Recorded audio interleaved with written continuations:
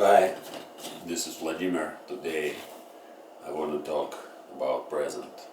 Present is the topic for our conversation on Sunday this week, and to prepare myself for that conversation, I'm going to find out something really just from talking about the present and trying to gather up all thoughts which I have right now, because present is mostly connected to the now.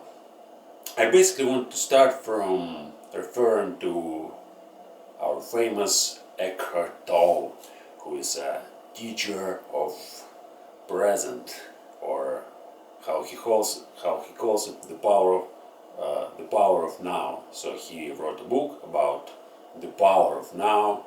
And this book, I read this book a couple of years ago, or even less, not a couple of years ago. I actually read it a year and a half ago, and wrote a kind of critique to that book. It wasn't a critique actually. I didn't consider the book seriously. I just decided that it makes sense, but I wanted to find some weak points in this book, and I tried to focus on them. And also, I want to play with words, and so I actually tried to criticize the book, but not because I didn't like the book, but mostly because I didn't like I didn't like this man Eckhart Tolle, because I tried to watch him a few times on the internet, and I discovered that it's completely a crazy guy. In my opinion, he's totally crazy, because I can't watch him more than like 10-15 minutes. I don't like what he's talking about. I don't like how he talks. It's not because he has some kind of German accent or whatever. It's because that his views and his opinions, it's like he tries to present them as his own, as if he realizes that now it's always like there, here, and he tries to create a kind of philosophy around this concept. But in reality, we have people who talked about this like for thousands of years, and they were not just mentioning now, they made the whole philosophy on this concept. And basically we can say that there's two philosophies which deal with this issue. And the first philosophy is that there's no now at all, so no present. We always live in past or in the future, or we can just get rid of past and the future now and say that we don't understand how it's going on, but well, we still may say that there are two times, let's say.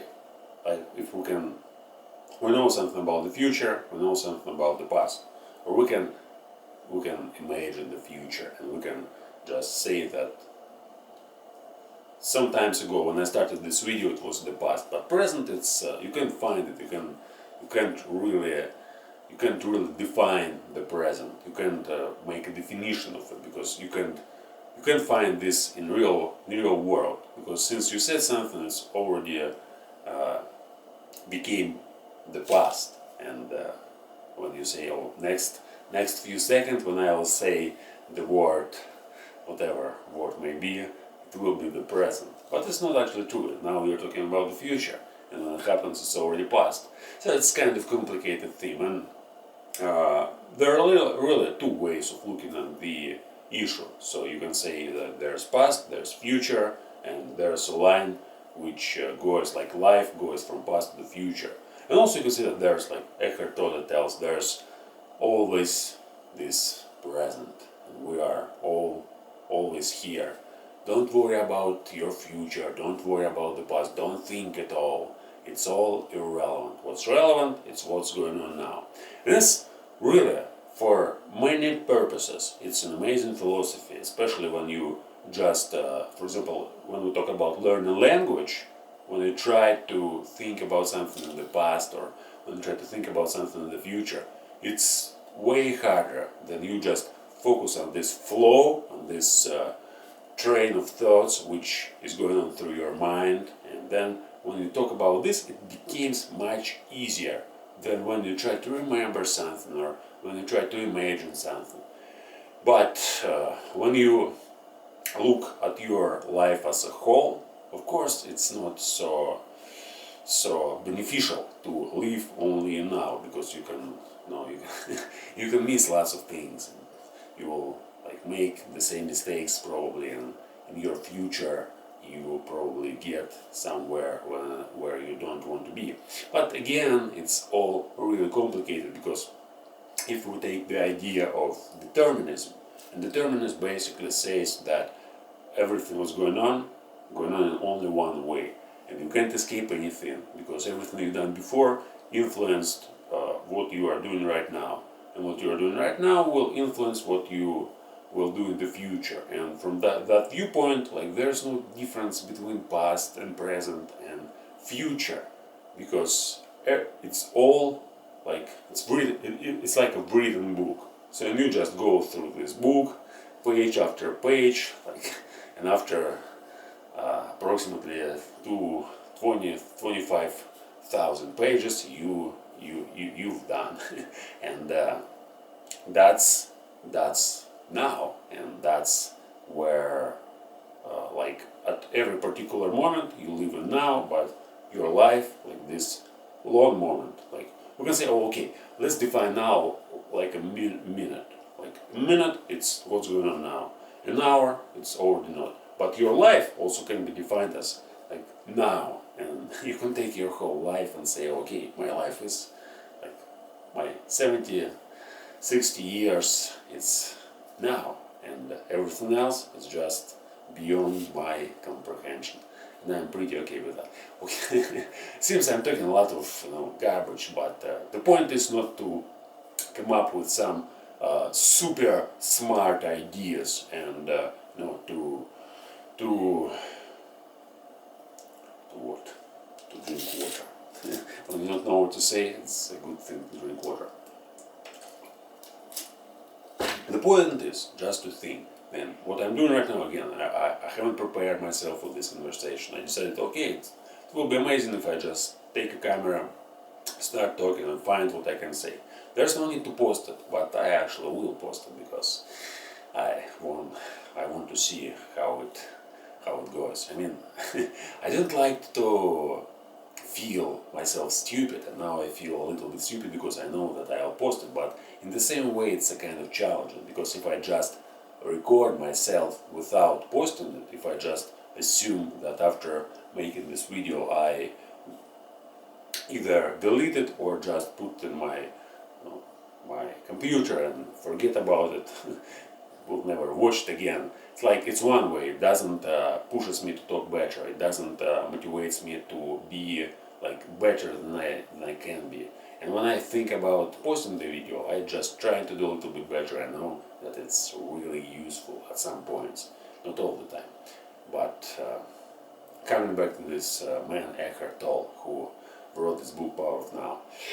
There were lots of, as I mentioned, lots of people who discovered this idea before, and one of them, for example, the man whose name, Gestalt psychologist, Fritz Perls, yeah. This summer I read his book.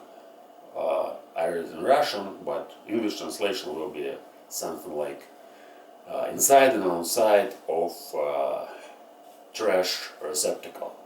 Of a trash receptacle. In this book, Fritz Perls tries to do approximately the same what I'm doing right now. He tries to but it's like he writes a book. Now I'm talking, but he writes a book almost in the same way. He doesn't criticize himself. He just, okay, what's going on now? What I'm thinking right now? What I'm feeling? And he writes his stream of consciousness and tries to be authentic. That's the main point, to be authentic. Don't criticize yourself, be focused on your thoughts, be grateful for these thoughts, appreciate what's coming, because when you don't appreciate, that's also a key point. So when you just talk to yourself, no, I don't like it, I don't like how I talk, it sounds stupid and I can't tell anything meaningful, and when you just repeat it, of course nothing interesting will never come to you. But when you start to appreciate what you are talking, even if it's stupid, even if it's like kind of meaningless flow which just, you know, of course when you use English that's always okay. You just practice your language. It's stupid, okay, I'm trying to do better. If I do it like for half a year, talking to myself every day for 30 minutes, or at least for 5 minutes, it'll give me too much, you know, too much time for practice, and then hopefully eventually my language gets much better. So this man Fritz Perls, he writes the book inside and outside of this trash receptacle or garbage receptacle.